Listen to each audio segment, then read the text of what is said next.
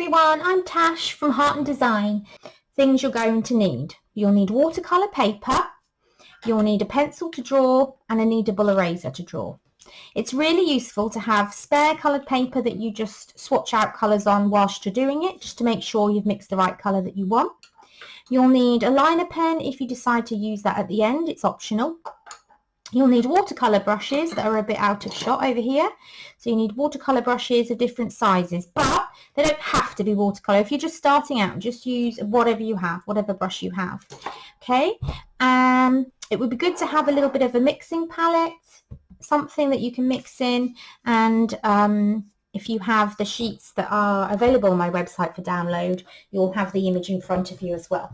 So I think that's everything. Don't forget the watercolour paints.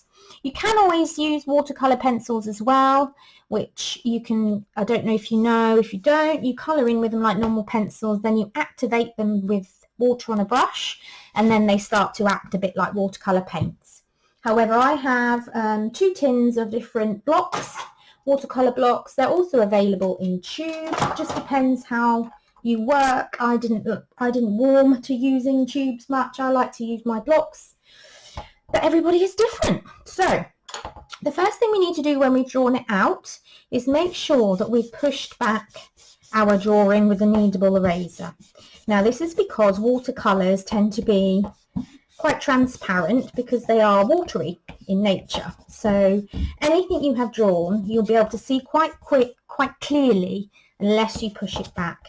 Now you saw my pineapple at the beginning, so you will know that the lines are there, but hopefully now you can't see it too much, and that is the point. We want to push it back. I don't use a rubber eraser for that because it tends to push it back too much and disappears. With a kneadable eraser, you can it just tends to lift up the excess of pencil. So, so the first one, the first colour we're going to have a go at, I'm going to do the green of the top. So I'm just going to wet my brush. I'm going to bring my palette nearer to me so that I'm not dribbling water everywhere. And I'm just going to get some water in here ready to mix. Okay. And then I'm going to decide on my green. Now it's quite a dark green. I'm not sure I really want it that green, but we can always lighten a green up. So we'll put it in. To lighten a green, you don't actually have to add the white. You can just add water and it automatically kind of gives it a lighter look. Okay, so that's quite a nice colour actually. I like that, but I think I would like it a bit more pigmented. Yeah, a bit darker. I like that. Okay, so I think I'm going to use that. I'm just going to use a slightly smaller brush. That one was a bit too big. And I just want to make sure I get into those corner edges of my pineapple. Now, if you feel as though it's coming out too light, which at the moment I would say it is, doesn't matter. Just get that first layer down, yeah? And use the brush. I'm using the points to kind of guide me in to the shape of the pineapple. And I find that if you use the strokes in the shape of what you're drawing, it does make it look realistic. So you will find as well that the paint will go where it wants to go with watercolour. So let it do that. I sometimes feel that if you do that and it goes naturally, it gives it some dimension and some depth. So it's like it almost does the work for you. Unlike in acrylic where you have to create that depth yourself with value of dark to light, well, it's kind of already creating it there. I'm just going to dry it a bit.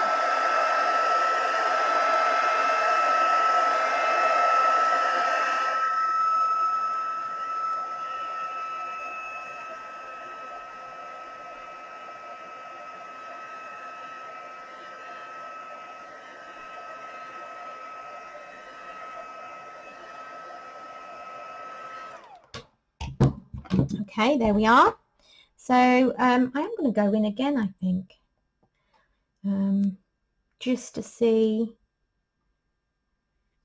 how much darker it gets. Not much. In fact, I think naturally it will be darker in the middle.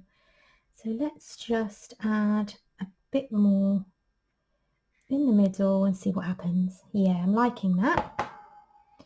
So it's darker here, and then what we'll do is we'll lift it up to the end, but it won't be quite so dark by the time it's spread out and got to the top. Yeah, so we're pushing that green down, keeping it darker here than up the top. Yeah, like that.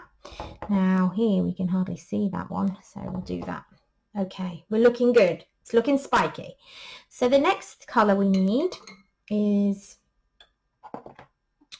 kind of a yellowy orange. Let's see, I've got a nice yellowy orange here. Let's see what that comes out like. I think that'll be perfect. So can you see? I'm going to add some more water. There we go. Perfect. Just going to add a bit more paint. And then a bit more water because I don't want it to be too pigmented. It's nice because I've done the stalks quite loosely and light and watery. It's nice if we can do the rest like that. So going to just fill in the top layer first. Remember what I said, just kind of be loose, just let the paint do what it wants to do. It's better if it's not just a flat colour, and let it work its way around and be lighter in some areas than others. Yeah, that's the first layer. Then we'll go down here and do this one. I'm sorry about my desk, it's really creaky. It's an old-fashioned sort of wooden table and I absolutely love it, but it had to be broken down and put together again to get in position, and now it just creaks all the time. It's very annoying. Hopefully it's not annoying you too much. Okay, so we're getting there. Again, as you can see, there's slightly darker areas than others, slightly lighter areas. Ideally, you would then let this dry before you go on to the next two. You don't really want the paint blending in layers. I haven't got the time, so I'm going to give it a dry for you.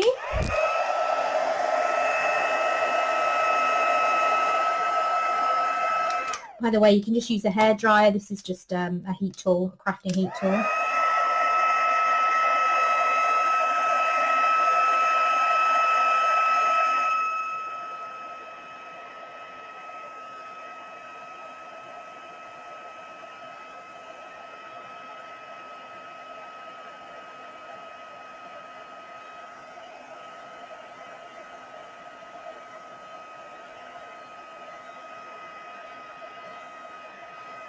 Yeah, that's looking quite natural actually, the different shades, love it. See, this is what I love about watercolour, it's more experimental really. With acrylic, whatever you've mixed when you put it down, that's the colour it will be, but with watercolour, if you just let it do its thing, it kind of just, it really does have a mind of its own, so it depends what you like and how much control you like over what you're doing. I quite like the freedom of watercolours, but when I want to have a really detailed control piece, I like acrylics. So I just think it depends what you're doing. Right, let's go for that next colour, which isn't really orange. It's like a burnt umber colour. Oh, nearly put it in the wrong place then. So I'm just getting lots of orange paint just so you can see. It looks very red on here, but it's not. It is orange. And then going to mix in some brown. I had a bit of brown earlier just to see what that does. That is perfect. Okay, so all I've done there is mix in a little bit of orange with some brown. I do need to add quite a bit more water to that, otherwise it's going to be very thick and highly pigmented, but we want it watery. Okay. Now, some of it hasn't dried. You can see the little pools that are drying there. They will dry eventually, but the edges are dry enough for me to be able to start adding the colour. Are they though? Yeah, that's mixing a bit.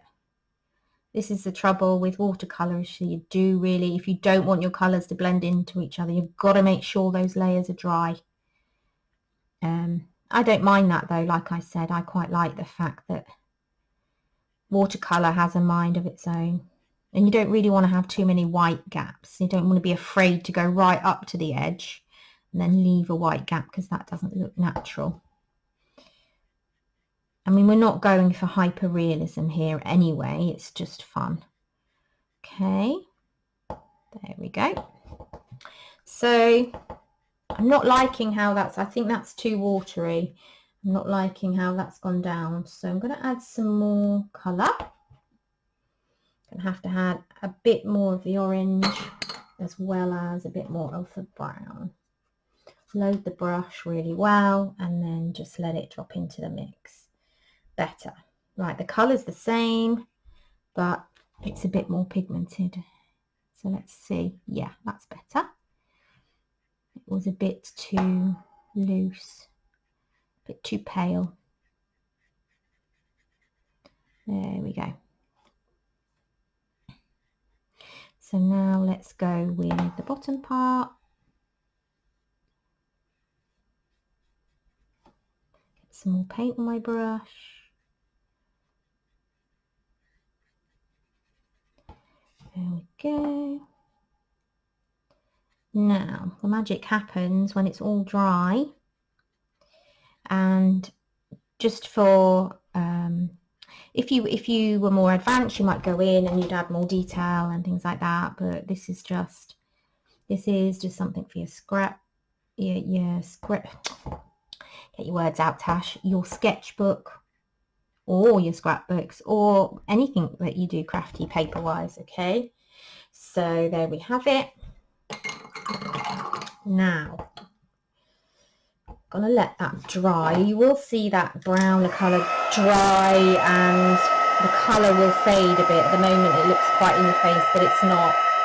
Watercolours tend to dry paler than they actually are in real life. Not in real life, sort of as you put them down.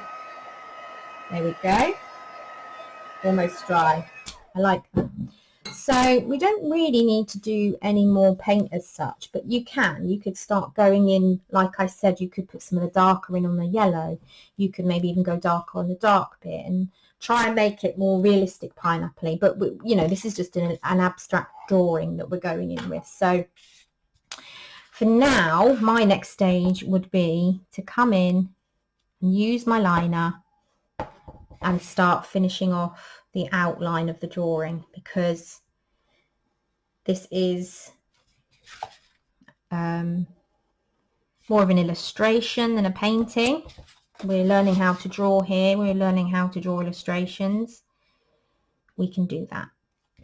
If it was a painting, then I wouldn't outline it myself. I would just use the paints, and it would be more arty rather than line work.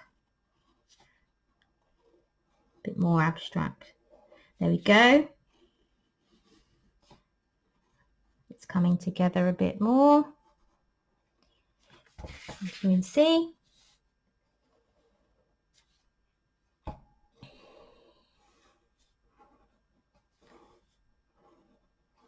And don't worry if your lines don't go over exactly, it's fine, you know, this is just a fun activity to do, as I said, for yourself, just to practice, just for some just for some mindfulness, really. You know, it's just having some kind of focus of your art. That's what my videos, I intend them to be, that aren't hard, that they aren't difficult.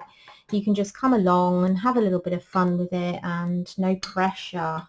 No pressure. That's what we need, especially at the moment when it's 2022 and the world seems to be going a little bit pots. It's gone a bit crazy. It's gone potty. I wonder when we watch back at this back in the future and watch this video, if we'll be like, what's she on about? Well, we've just had the pandemic, and now in Britain we've also had Brexit, and now we're heading into recession. So never a better time to throw yourself into the world of art and use it as a way of getting away from all that rubbish. It's all an illusion. Real life is right now, in the now. And if your real life right now is painting, what a great place to be. That's what I say. Okay. So what I'm going to do is get some of this dark and just kind of dribble some of the dark into the yellow just to make it a little bit more realistic, but not too much. I don't want to spoil it. Like that. There we go. It's just giving it a bit of 3D-ness. I'm also going to get it, and I'm going to go, I am actually doing it direct from the paint, but it is quite watery. I'm just going to go in here as well. There we go. Just gives it a little bit of depth. Don't want it to look too flat. There we are. Okay, I hope you enjoy doing that. It's lots of fun. I enjoy doing it. There are other things you can do to embellish. You could put things like gems on and glitter. You could use some glitter pens. You could use pens, generally coloured pens. You could use your markers if you've got any coloured markers. You could use line markers. There's all sorts of different things that you could add to any of the work that we do here. So I hope this has given you a starting point for you to go off and explore and do your own thing. Thank you so much for joining me. Please, as I said, do go to the link below, subscribe to my channel, or at least follow me on social media. It all helps so that we can spread the word and enjoy art and have a nice mindfulness art time together. Take care. Have a good day, everybody.